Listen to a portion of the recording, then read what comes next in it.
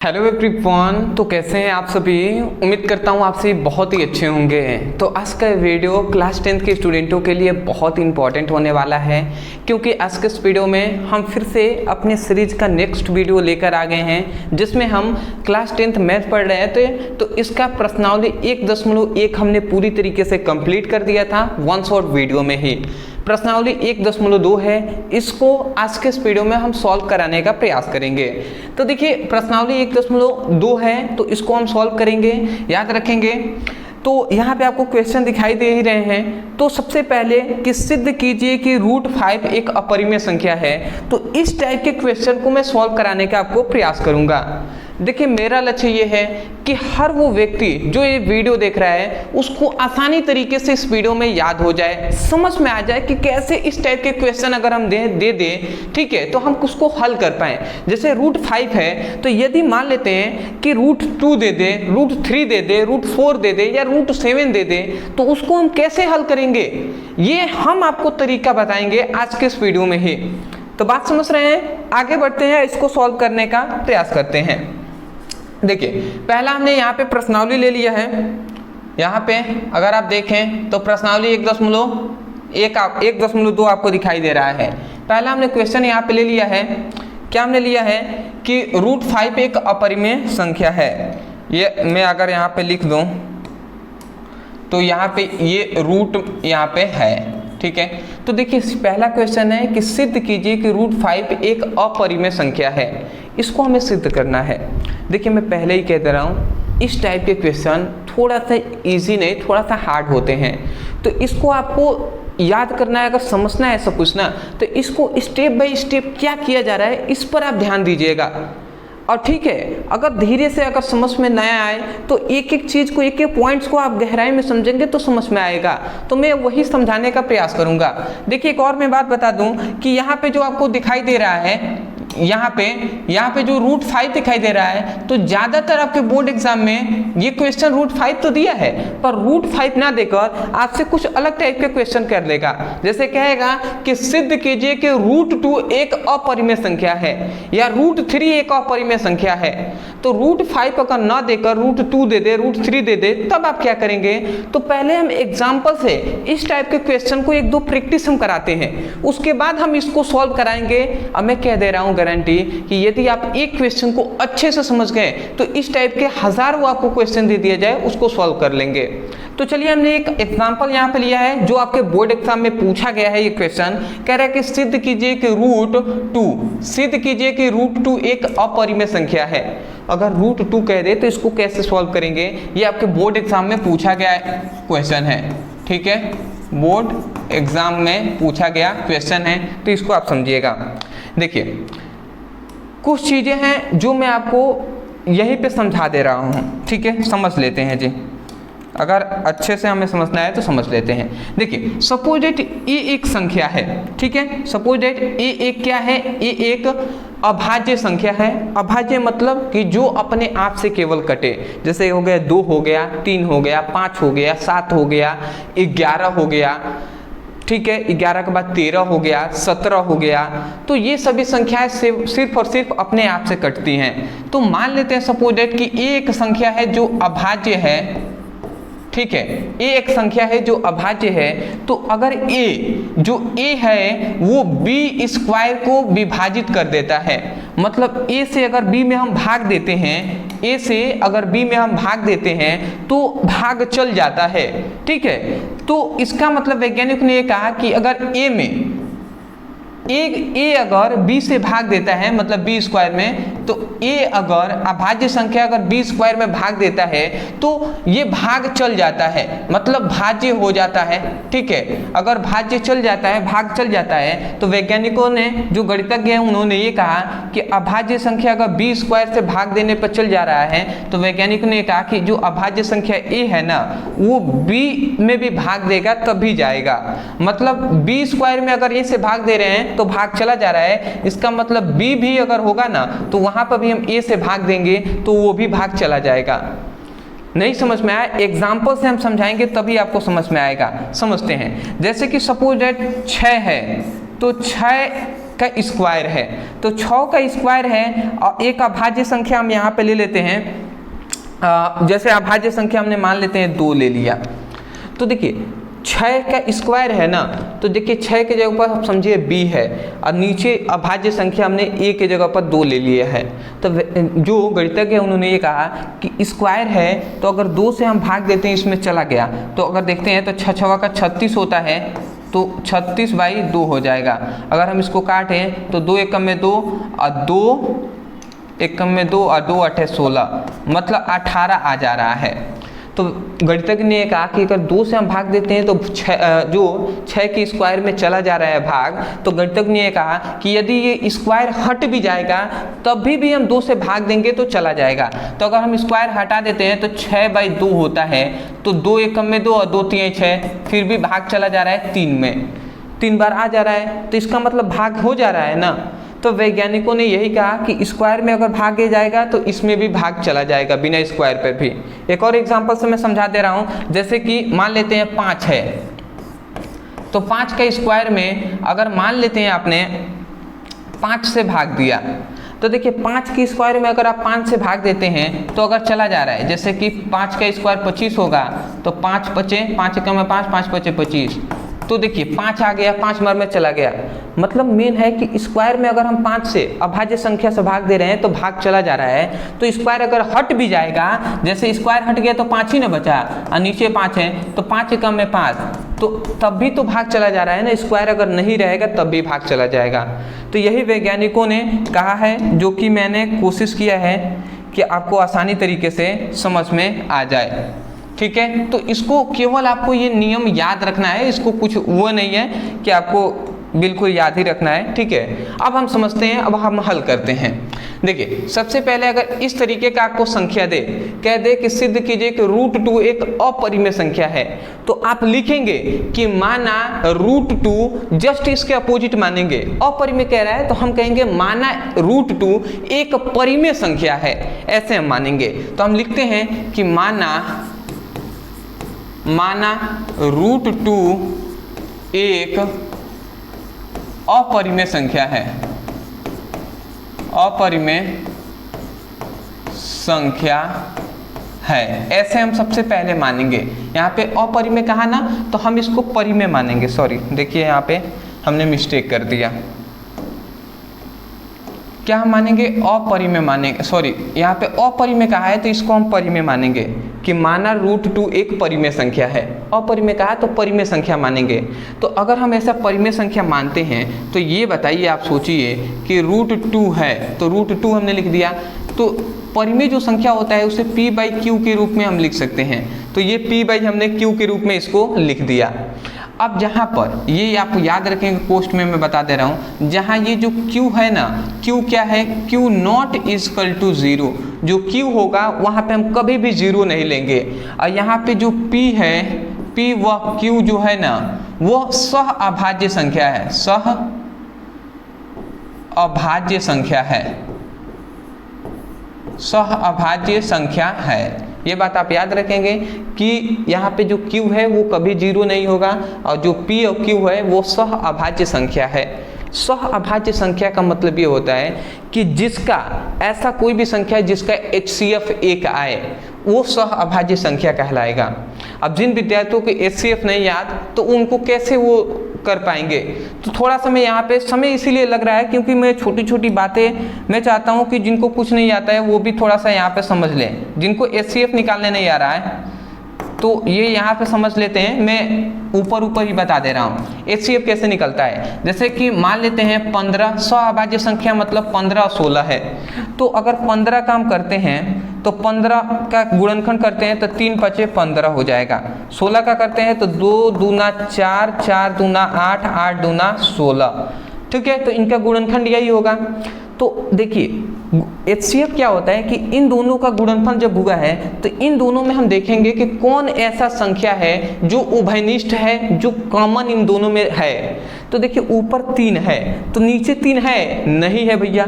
ऊपर 5 है, नीचे 5 है? नहीं है। नीचे 2 है, इस ऊपर वाले में 2 है, नहीं है। तो बताइए इनमें कोई भी संख्या है जो नहीं मिल रहा है, कोई भी नहीं है ना। तो अगर हम चाहें तो इसमें अगर 1 का गुणा करा देते हैं तो भी ये बात वही नहीं हुआ, 1 5 5 और 5 3 15, फिर भी तो गुणनखंड यही हुआ। और इसका भी अगर हम 1 में गुणा करा देते हैं तब भी तो यही हुआ। तो ये बताइए इन दोनों में एक चीज कॉमन दिखाई दे रहा है, 1 1। तो देखिए इन 15 और 16 का जो HCF होगा वो 1 हो जाएगा। बट 1 के बाद यहाँ पे मान लेते हैं इनकी घातों देखते हैं, इनका घात जिसका कम होता है वही लेते हैं, दोनों पर घात 1 ही ना है, तो 1 हमने ले लिया। तो 1 का अगर स्क्वायर करेंगे तब भी तो 1 का अगर 1 घात है तो उसका मान तो 1 ही हुआ ना। तो 15 और 16 जैसे एक सह अभाज्य संख्या है। मैं आशा करता हूँ आप समझ गए होंगे, ठीक है। तो यही आपको समझना था। तो इस प्रकार ऐसी ये 15 16 एक क्या है, सह अभाज्य संख्या है। तो मैं आशा करता हूँ कि आपको डिटेल में यहाँ पे थोड़ा सा मैंने एक्सप्लेन किया, समझ गए होंगे। आगे बढ़े जी। तो P और Q सह अभाज्य संख्या है। आगे बढ़ते हैं। अब देखिए इसको अगर हम चाहें तो √2, ये इधर Q इधर भाग में इधर आएगा तो गुणा कराएगा, तो P √2 इंटू क्या हो जाएगा, Q हो जाएगा, ये हो जाएगा ना। तो इसको हम सबसे पहले इसको कोष्ठ में बंद करते हैं। अब हम क्या करेंगे, अब इन दोनों मतलब अब हम क्या करेंगे, दोनों पक्षों का क्या करेंगे, वर्ग करेंगे, ठीक है। इन दोनों पक्षों का वर्ग हम करेंगे। स्टेप याद रखेंगे, सबसे पहले एक अपरिमेय संख्या, मतलब अपरिमेय संख्या, यहाँ पे अपरिमेय कह रहा है तो परिमेय संख्या मानेंगे। फिर से परिमेय संख्या है तो P/Q के रूप में लिख सकते हैं, जहाँ Q ≠ 0 और P और Q एक सह अभाज्य संख्या है। ये इधर भाग में था, इधर गुणा आ गया तो P का हमने मान निकाला। अब इसका हम स्क्वायर कर रहे हैं। देखिए ये रूल है, इसी टाइप से आपको सभी क्वेश्चन करना है। समय लग रहा है, कोई दिक्कत नहीं है, समझिएगा। तो अगर हम स्क्वायर करते हैं तो ये P² हो जाएगा, ठीक है। ये √2 है तो ये स्क्वायर को समाप्त कर देता है, तो यहाँ पे रूट हट जाएगा, स्क्वायर अगर होगा तो 2 केवल बचा। अब Q है तो Q के स्क्वायर हो जाएगा। तो ये हमें मिला। अब आप थोड़ा सा समझेंगे यहाँ पे, तो ये 2 इधर क्या है, गुणा में है, इधर आएगा तो भाग कराएगा। तो यहाँ से अगर हम देखें तो Q² का जो मान निकलेगा वो P²/2 हो जाएगा। ये होगा कि नहीं होगा जी, ये हो जाएगा, ठीक है। तो यहाँ से Q² का मान हमें मिला P²/2।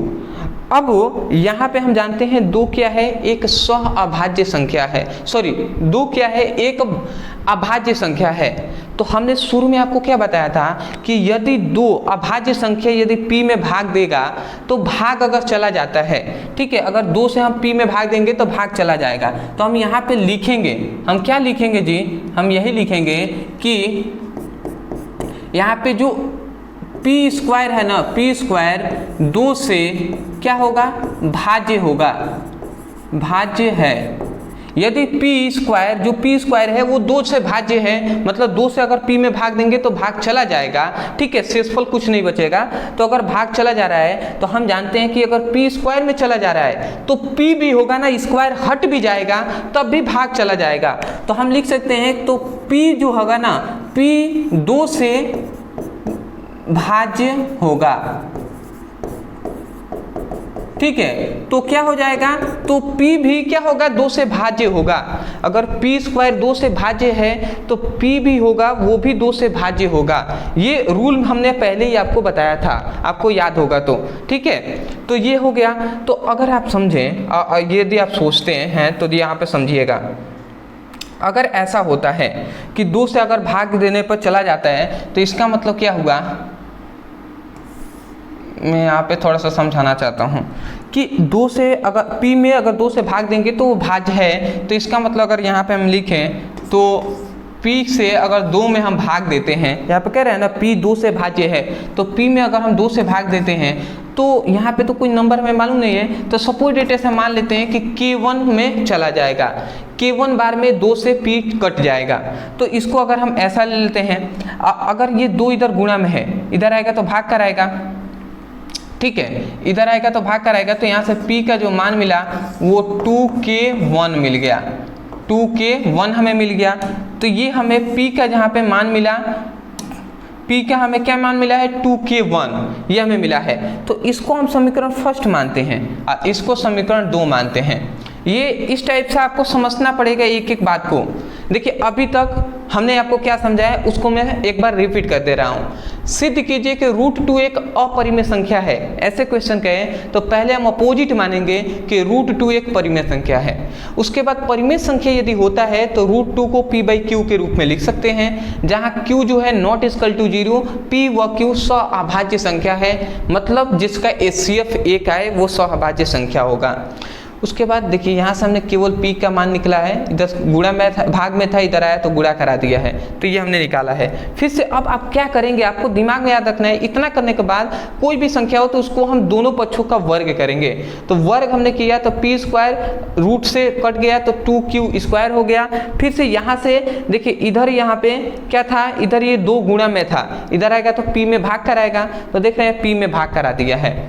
तो यहाँ पे रूल ये कहता है कि यदि 2P² से भाग देते हैं तो भाग चला जाता है, मतलब भाग्य हो जाएगा। P² 2 से भाज्य है तो जो P होगा ना वो भी 2 से भाज्य होगा। तो इसलिए P में अगर 2 से अगर भाग देते हैं तो P का तो मान मालूम नहीं है कि कितने बार में जाएगा, तो हमने मान लिया कि K1 बार में ये चला जा रहा है। तो अगर ये भाग में इधर आया तो गुणा करा दिया तो P का मान 2K1 आ गया। ठीक है, इतना आ गया है, इसको हमने माना है। यहाँ पे आप लिखना चाहें तो लिख सकते हैं कि माना है। ठीक है, क्या माना है K1, कि इस K1 बार में चला जाएगा। अब आप समझिएगा, इसको फर्स्ट, इसको समीकरण सेकेंड माना। अब हम क्या करेंगे, देखिए यहाँ पे P का मान 2K1 निकला है, यहाँ पे देखिए तो P² है ना, तो P की जगह पर ये मान हम पुटअप कर सकते हैं। तो हम यही लिखेंगे कि समीकरण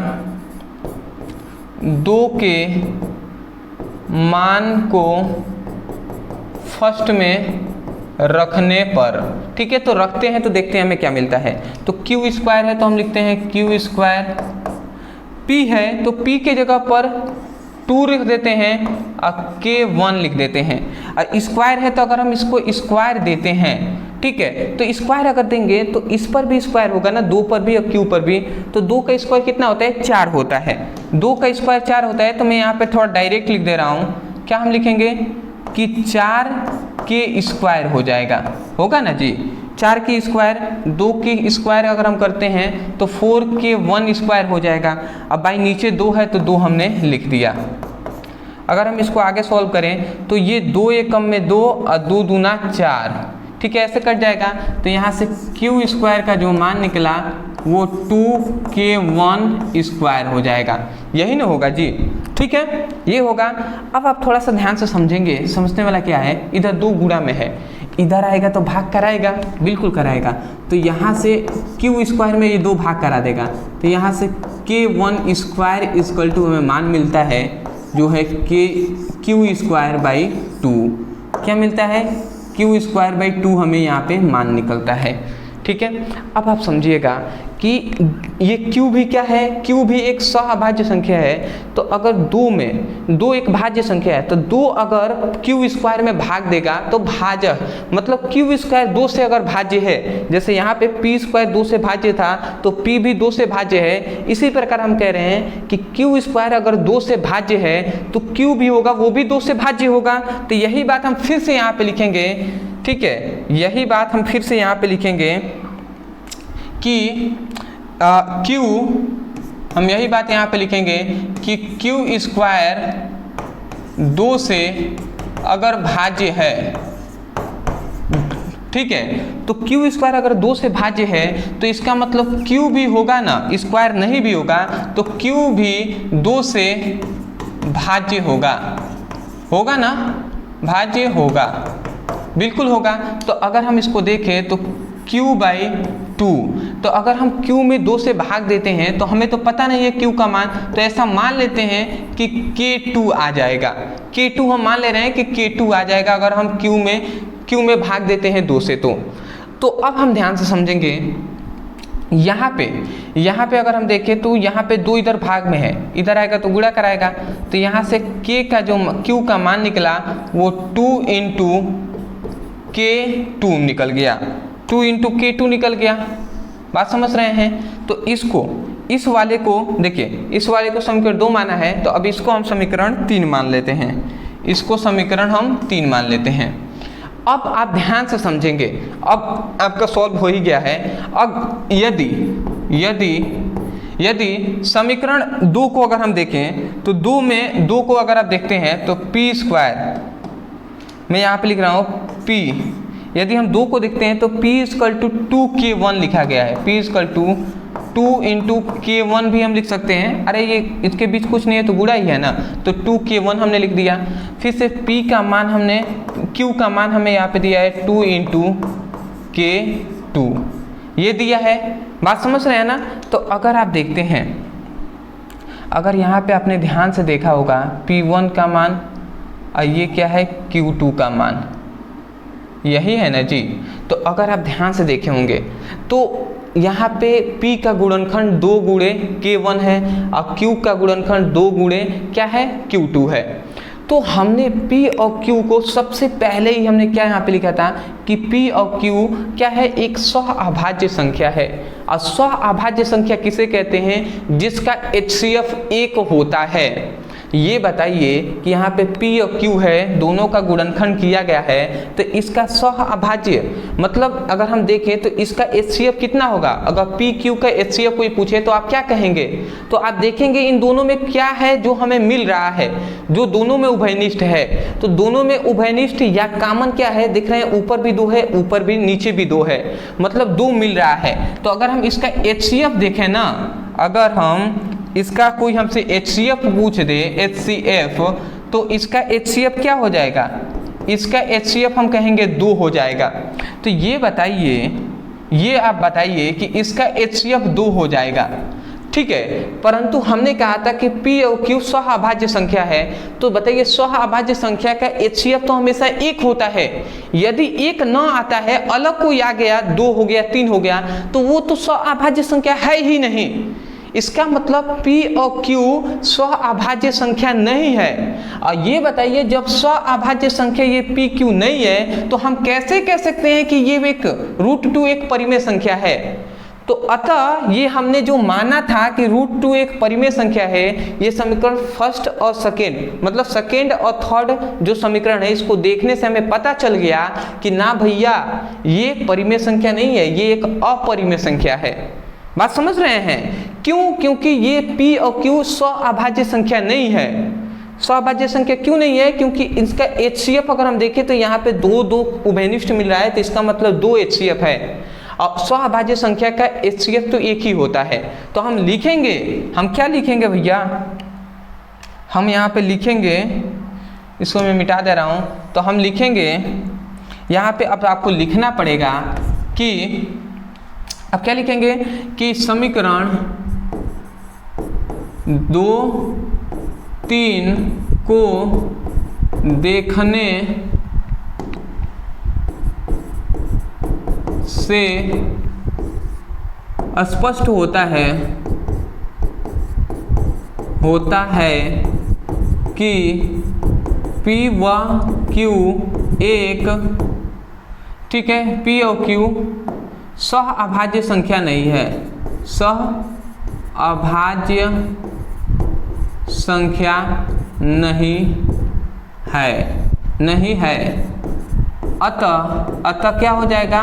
क्या हो जाएगा? जब अगर P और Q सहअभाज्य संख्या नहीं है तो PQ √2 के न बराबर है, तो √2 भी एक सहअभाज्य संख्या नहीं है। इसका मतलब √2 एक परिमेय संख्या नहीं है बल्कि अपरिमेय संख्या है। तो अतः √2 एक अपरिमेय संख्या है, ठीक है। तो ये आपका कंप्लीट होता है। देखिए इसी प्रकार क्वेश्चन को हल करना है, इसके अलावा कोई भी तरीका नहीं है। आप सोच रहे होंगे कि सर इतना इजी होता तो कितना होता है, या कोई छोटा ट्रिक बता दीजिए। भैया इसका कोई ट्रिक नहीं है, ऐसा ही आपको करना पड़ेगा, मेहनत तो करना ही पड़ेगा। बट आपको अगर आसान करना है तो स्टेप आप याद रखिएगा, इसी स्टेप पे हम किसी को भी हल कर लेंगे। कैसे करेंगे अभी मैं आपको बता दे रहा हूँ। देखिए एक बार और मैं रिवीजन करा दे रहा हूँ। √2 एक अपरिमेय संख्या है, तो आप सबसे पहले मानेंगे कि ये एक परिमेय संख्या है। उसके बाद p/q के रूप में लिख लेंगे। तो सर हमने क्या किया, केवल p का मान यहाँ पे निकाला है।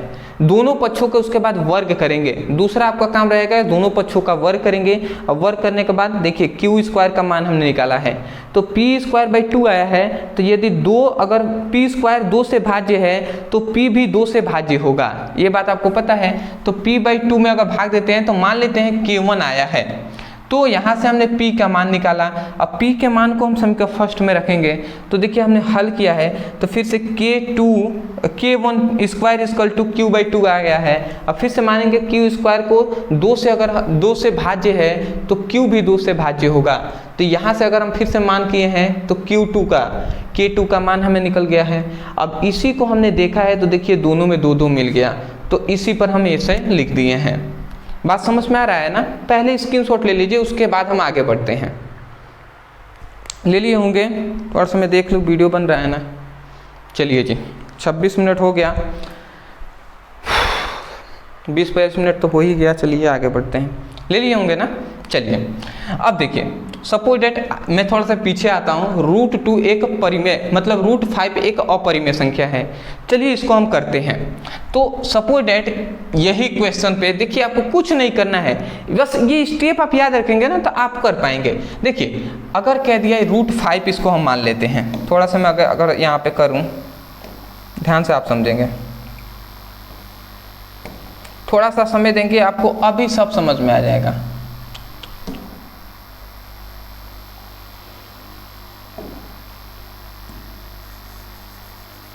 मैं थोड़ा सा इसे मिटा दे रहा हूँ, ठीक।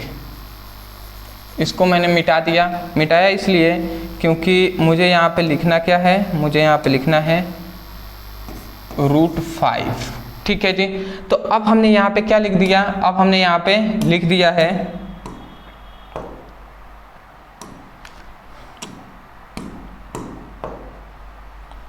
आपने जो आपका क्वेश्चन था कि √5 एक अपरिमेय संख्या है, इसी पर मैं सॉल्व करूंगा। सिद्ध कीजिए कि √5 एक अपरिमेय संख्या है। तो हम सबसे पहले क्या लिखेंगे, हम सबसे पहले यहाँ पे लिखेंगे, अब ध्यान से समझेंगे। यहाँ पे जो रूट है, यहाँ पे जो √2 है, तो √2 को हम मिटाते जाएंगे। यहाँ पे जो √2 है तो इस √2 को हम मिटाते जाएंगे।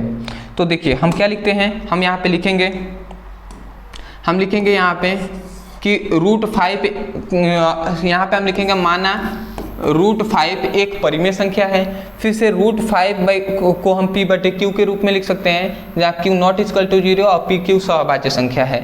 फिर से अगर हम देखते हैं तो यहाँ पर ये इधर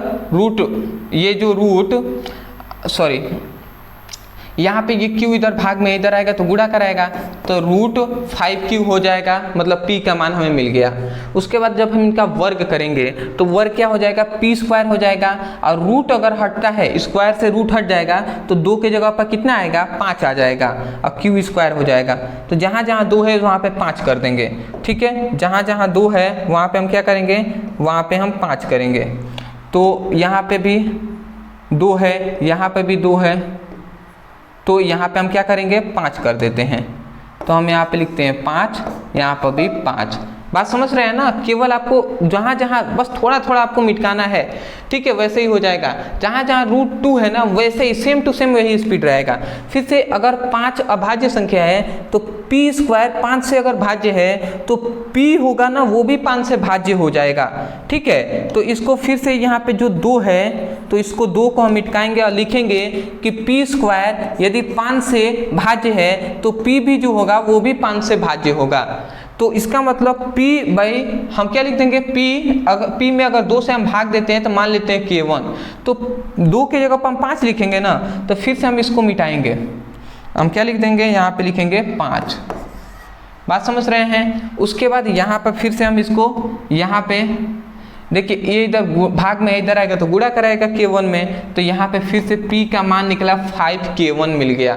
ये समीकरण 2 है। अब बताइए समीकरण 2 के मान को हम अगर इसमें पुटअप करते हैं फर्स्ट में, तो हम लिखे हैं समीकरण सेकेंड के मान को फर्स्ट में रखने पर, तो जब रखते हैं तो q² है तो q² हमने लिख दिया पी स्क्वायर की जगह पर देखिए, पी स्क्वायर की जगह पर 5k स्क्वायर लिखेंगे तो बताइए 5 का स्क्वायर कितना होता है, 25 होता है ना। तो हम यहाँ पे जो यहाँ पे 4 लिखा गया है ना, यहाँ पे मैं थोड़ा सा इसको मिटा दे रहा हूँ, ध्यान से समझेंगे। 5 का स्क्वायर कितना होता है, 25 होता है, तो यहाँ पे हमने 25 लिख दिया।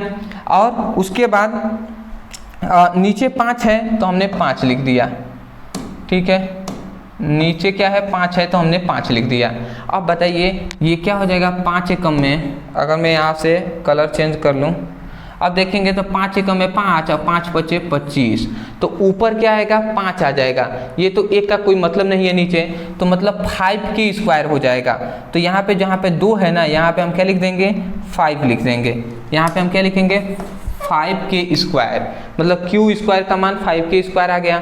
अब बताइए इधर 5 के इधर गुणा में है, इधर आएगा तो भाग कर आएगा, तो जहाँ पर ये q में भाग किया है तो जहाँ 2 लिखे हैं वहाँ पे 5 हो जाएगा। फिर से समझ रहे हैं, सेम टू सेम वही क्या है आपका, वही है, केवल आपको अंक बदलते चलना है, ठीक है। तो यहाँ पे देखिए q स्क्वायर से अगर 5, q स्क्वायर 5 से अगर भाज्य है तो फिर से हम कहेंगे कि q भी होगा वो भी 5 से भाज्य होगा। तो q स्क्वायर, यदि यहाँ पे जो 2 लिखा गया है इसको हम हटा देते हैं, तो यदि q स्क्वायर 5 से क्या है, अगर भाज्य है तो जो q होगा वो भी 5 से भाज्य होगा। तो उसके बाद हम लिखेंगे तो q स्क्वायर अगर देखते हैं q में 5 का भाज देते हैं तो हमें q2 मिलता है, मान लिया गया है यहाँ पे q2 मिलता है। तो ये इधर 2 गुणा में है, इधर आएगा तो भाग कर आएगा।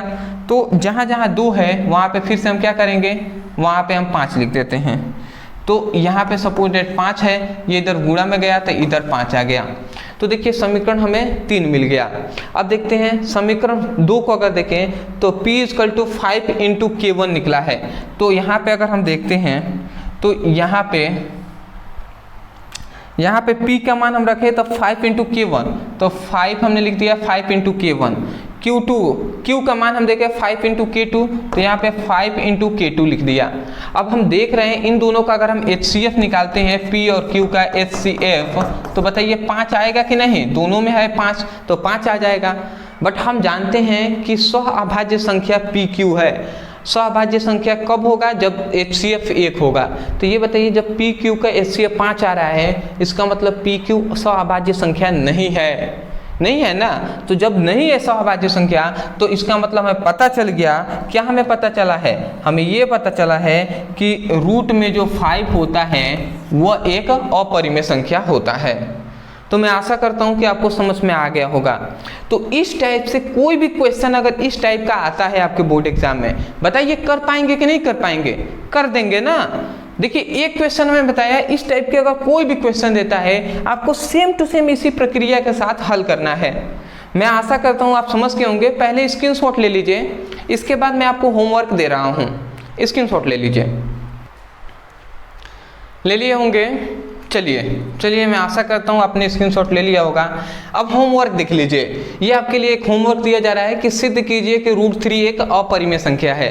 सिंपल में जैसे हमने स्टेप बाय स्टेप बताया है, केवल अंक बदलते चलेंगे आपको आ जाएगा।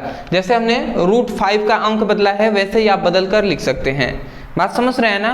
केवल एक बात याद रखेंगे आप कि आपको स्टेप याद रखना है कि किस स्टेप के बाद क्या हो रहा है, कि पहले p/q के रूप में, फिर से वर्ग किया जा रहा है, फिर से भाज्य किया जा रहा है। तो इस प्रकार स्टेप ही आपको याद रखना है। मेरा लक्ष्य यही था कि पहला जो आपका हमने पहला ये क्वेश्चन है, जो कि पहला ये क्वेश्चन आपको जो दिखाई दे रहा है यहाँ पे, ठीक है, यहाँ पे रूट जो 5 आपको दिखाई दे रहा है, इस टाइप का कोई भी क्वेश्चन अगर आप दे तो वो आप कर पाएँ। याद रखेंगे ये VVI है, ये वेरी इंपॉर्टेंट क्वेश्चन है, इस टाइप के बोर्ड एग्जाम में पूछा गया है। तो पहला आपका कंप्लीट होता है। इस टाइप का मैं आपको दे रहा हूँ कि रूट अगर 5 देता है तो आप कर √5 में तो क्वेश्चन आपको दिया गया है, √3 पे आप कर लीजिएगा, √7 पे आप करिएगा। तो इस टाइप से प्रैक्टिस जरूर कीजिएगा। समझ गए ना। नेक्स्ट वीडियो, ये तो पार्ट 1 है, ठीक है। पार्ट 2 में 2 और 3, ये 2 और 3 नंबर वाले जो क्वेश्चन है इसको हम पूरा एक ही वीडियो में सॉल्व कराएंगे, इसके लिए निश्चिंत रहिएगा, ठीक है। तो चलिए दोस्तों, आज के लिए इतना ही हम रहने देते हैं। मैं आपसे केवल एक ही बात कहूँगा, यदि आपको वीडियो अच्छा लगा है, यदि आपको समझ में आया है तो वीडियो को लाइक करके चैनल को सब्सक्राइब कर दीजिएगा, क्योंकि हम आगे भी ऐसे ही कंटेंट आपको प्रोवाइड कराते रहेंगे। और यदि क्लास 10th मैथ का आप सीक्वेंस वाइज प्रश्नावली 1.1, 1.2 इस टाइप से सीक्वेंस में देखना चाहते हैं, मैथ का लिंक डिस्क्रिप्शन बॉक्स में मिल जाएगा, तो आप उस पर क्लिक करके सीक्वेंस वाइज देख सकते हैं। यदि मान लेते हैं आपको पढ़ना है मैथ का प्रश्नावली 1.3 को, तो आप लिखिएगा क्लास 10th मैथ प्रश्नावली 1.3 ब्रदर सर, इतना लिखकर सर्च करेंगे वीडियो मिल जाएगा। ठीक है ना। तो इस प्रकार कोई भी प्रश्नावली को सर्च करके पढ़ लीजिएगा। तो चलिए दोस्तों, आज के लिए इतना ही, मिलते हैं एक नए टॉपिक के साथ, तब तक के लिए धन्यवाद।